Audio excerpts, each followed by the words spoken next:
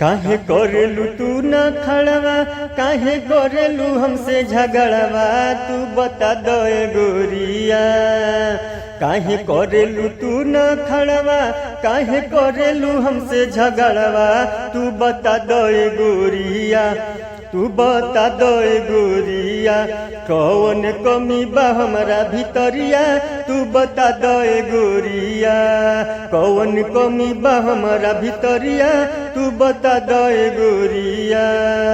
काहे करेलू तू न खड़वा, काहे करेलू हमसे झगड़वा, तू बता दो ए गोरिया।